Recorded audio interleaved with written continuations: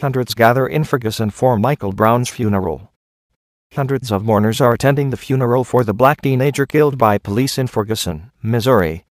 Michael Brown, 18, who was unarmed, was killed on the 9th of August after being stopped by a white police officer for walking in the middle of the street. His death sparked days of protests and violent clashes, but tensions appear to have eased in recent days. On Monday, long lines of mourners entered the Friendly Temple Baptist Church, where the service is being held. 2 poster-sized photos of Mr. Brown were placed inside the church near the casket, along with another photo of him as a small child.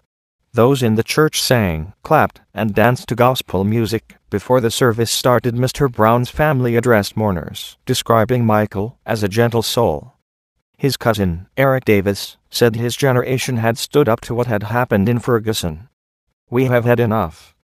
We have had enough of having our brothers and sisters killed in the streets," he said. "Hear our voice. We have had enough of this senseless killing." Civil rights leaders Al Sharpton and Jesse Jackson are among those in attendance. Missouri Governor Jay Nixon did not attend.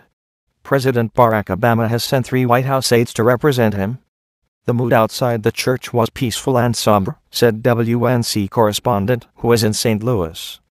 "We don't know the Brown family, but our hearts empathize with them for their loss and the senseless violence," one mourner told. But there is still anger in Ferguson, which has a majority black population, after the shooting by white police officer Darren Wilson, who is currently suspended on full pay. "If Darren Wilson is not charged, there will be an uprising," another mourner said. A grand jury panel of residents has begun hearing evidence in the case, though the county prosecutor has said the process could take until October.